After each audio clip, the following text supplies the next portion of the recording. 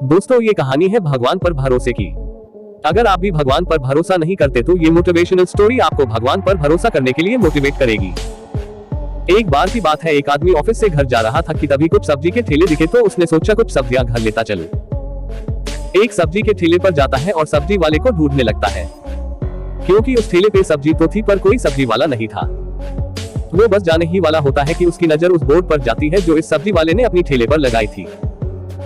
उस पर लिखा था कि मेरे जितने भी ग्राहक आए हैं, अगर किसी को कोई सब्जी लेनी है तो दाम इस चिट्ठी के नीचे लिखी हुई है, आप समझ कर दे देना और सब्जी खुद तौल कर लेते जाना।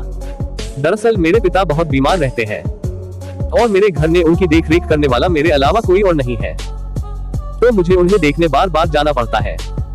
पिताजी बूढ़े हो गए हैं और मैं नहीं चाहता कि मेरी गैर मौजूदगी में उन्हें कुछ हो जाए, इसीलिए आप आओ सब्जी लो और पैसे दे दो, या नहीं है तो कोई बात नहीं, फिर कभी दे देना। वो आदमी आश्चर्य से भर गया, उसे लगा आज के जमाने में कोई इतना भरोसा कैसे कर सकता है।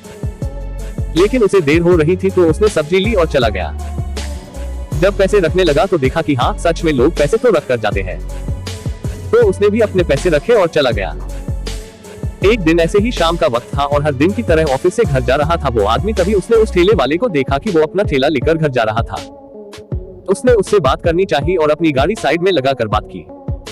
उसने पूछा कि आप अपना ठेला इतने भरोसे के साथ लगाकर छोड़ देते हैं, कभी टेंशन नहीं होती कि कोई पैसे नहीं देगा? तो उस ठेले वाले ने कहा कि नहीं साहब, मेरे माता पिता भगवान पे बहुत भरोसा करते हैं और मैं अपने माता पिता पर। उन्होंने कहा कि तू जाकर रख दे, भगवान पर भरोसा कर, तेरे साथ कभी धोखा नहीं होगा। और तब से मैं आज तक यही करता हूँ। मैं बीच में कभी देखने तक नहीं जाता और पैसे तो कभी कम नहीं हुए, कभी कभार ज्यादा ही रहते हैं। दोस्तों, इस कहानी में सिंपल सी सीख है कि भरोसा वो चीज है जो झूठ को भी सच बना देता है। इस प्रेरणादायक हिंदी कहानी से आपको क्या सीख मिली, मुझे कमेंट करके बताना।